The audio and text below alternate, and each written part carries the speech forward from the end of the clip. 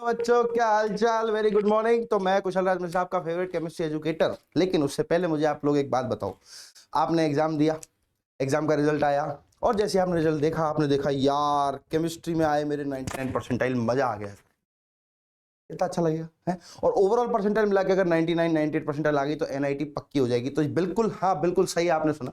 हमने देख के आपको समझ में आ गया होगा कि अगले 10 दिन हमारे एग्जाम के अंदर बाकी हैं और कैसे हमें 10 दिन के अंदर केमिस्ट्री में 99 परसेंटाइल लाना है।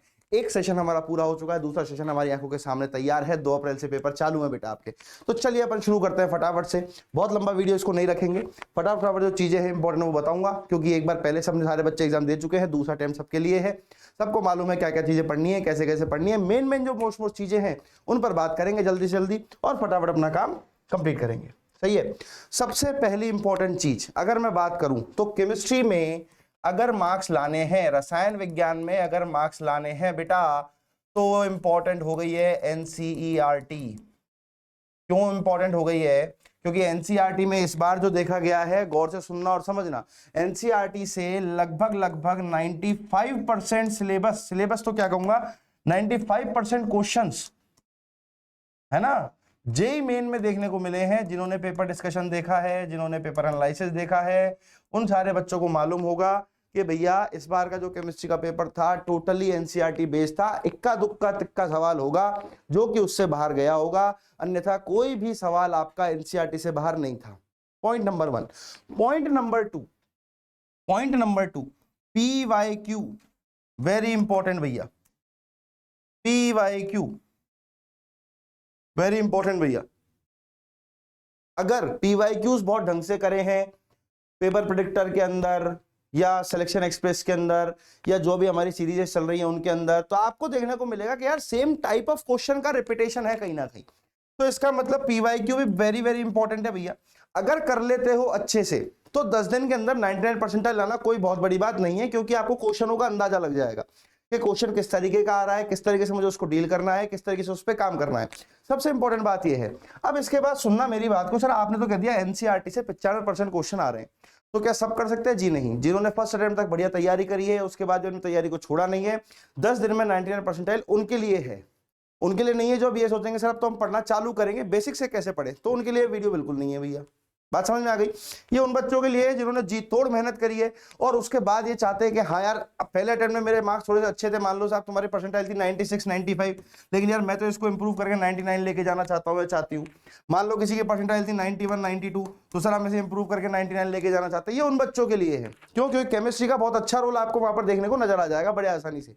क्यों? 99 परसेंटाइल अगर आप केमिस्ट्री के अंदर ले आते हो, मान लो 99.6 99.5 परसेंटाइल आप अगर केमिस्ट्री के अंदर ले आते हो, तो इसका सीधा सीधा सा मतलब क्या होता है बताओ? कि आपकी पूरी परसेंटाइल में एक साथ जंप आ गया। बात समझ में आई ना मेरी? तो इस चीज को विशेष तौर पर ध्यान रखो कि भाई ये वीडियो उन बच्चों के लिए है जो इतना स्कोर कर चुके हैं पहले अटेम्प्ट में और अब इधर भी अटेम्प्ट में स्कोर करना चाहते हैं, उनके लिए ये। ठीक है साहब। तो पहली चीज हो गई एनसीईआरटी बहुत अच्छे से पढ़नी है, दूसरा हो गया पीवाईक्यूज बहुत अच्छे से करने हैं। सर तीसरा क्या है? तो देखो तीसरी सबसे इंपॉर्टेंट चीज आपके लिए वन शॉट वीडियोस आने वाले हैं। ठीक है ना? पहले भी आए थे, पहले भी कराए हुए हैं, और हिंदी मीडियम के लिए वन शॉट तो अपने लिए बहुत तगड़ी चीज होती है। वन शॉट का तरीका क्या रहने वाला है वो चीजें मैं आपको बता देता हूं कि वन शॉट में हम लोग थोड़ी सी थ्योरी फिर क्वेश्चंस, थोड़ी सी थ्योरी फिर क्वेश्चंस। थ्योरी सर पूरी नहीं क्या? नहीं, बिल्कुल पूरी नहीं। क्वेश्चन आंसर्स पर डिस्कशन करेंगे ताकि ये समझ में आए डिफरेंट टाइप ऑफ क्वेश्चंस, अलग अलग प्रकार के सवालों के साथ डील कैसे करना है। ठीक है साहब। ये तीसरी और इंपॉर्टेंट चीज जो कि 23 तारीख से चालू होने वाली है, सबसे पहला वन शॉट मेरा ही है, जिसके अंदर हम फिजिकल केमिस्ट्री, भौतिक रसायन के बारे में बात करेंगे। सारे चैप्टर 11th और 12th मिला करके जो जेईई मेन 2025 के सिलेबस में हैं उन सब पर हम बात करेंगे। ठीक है साहब। चलिए, बहुत सुंदर बात है। तीसरी सबसे इंपॉर्टेंट चीज अगर मैं आपको बताऊं कि 99 परसेंटाइल लाने के लिए मुझे क्या करना है, तो भैया आपको डिसिप्लिन रखना पड़ेगा। क्या रखना पड़ेगा भैया जी? आपको बोलो। हाँ, डिसिप्लिन आपको रखना पड़ेगा।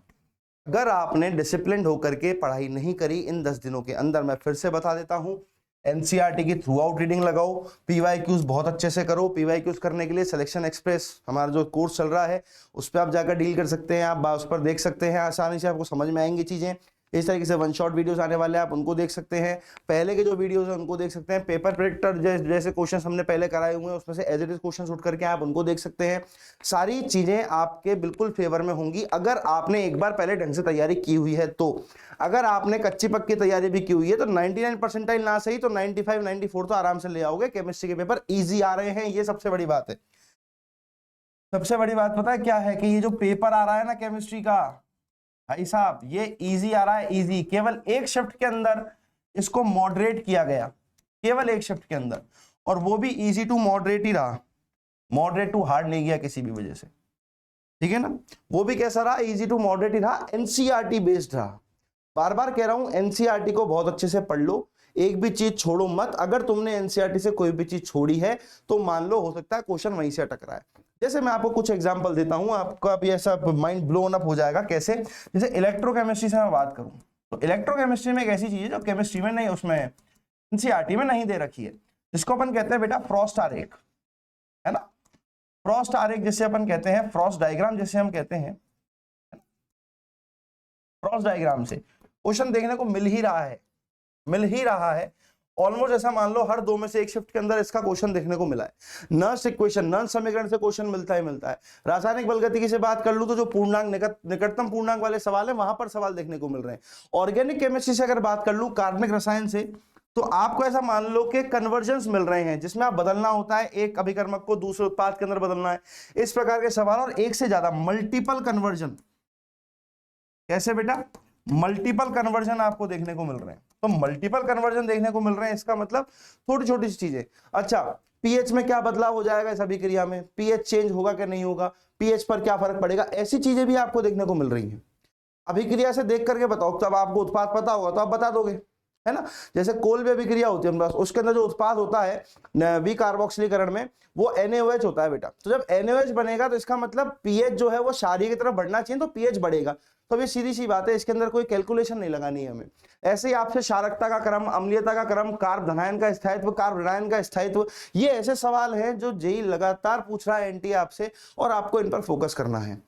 99 परसेंटाइल के लिए मैं आपको फिर से बोल देता हूं, सबसे इंपॉर्टेंट चीज जो है उन्हीं चीजों पर आप फोकस कीजिए। आपको ऑटोमेटिकली कुछ सोचने समझने की जरूरत ही नहीं है। स्ट्रेटेजीज हर बार नई नई आपके सामने आएगी, नया नया सामान रखा जाएगा, लेकिन उसका मतलब वो नहीं है सबके अंदर कंटेंट वही है, सबके अंदर स्वाद वही है, सबके अंदर मसाले वही है जो आपको परोसा जा रहा है। एनसीईआरटी बहुत अच्छे से कर लो, सुन लो और समझ लो। पीवाईक्यूज बहुत अच्छे से कर लो, हो सके तो वन शॉट वीडियोस को फॉलो अप कर लो। 3 चीजें कर लो। मैं कह रहा हूं कोई भी तुम्हारी 99 परसेंटाइल आने से रोक नहीं सकता है, कोई भी। समझ में आ गई क्या मेरी बात? तो तैयार हो क्या? अगर तैयार हो तो फटाफट से अपनी तैयारी को हाउस द जोश हाई सर लिख करके कमेंट में पिन कर देना। हम लोग फिर से अगले वीडियो के अंदर मिलते हैं एक नई चीज के साथ, एक नए टॉपिक के साथ। तब तक के लिए सी यू, आस्ता ला विस्ता।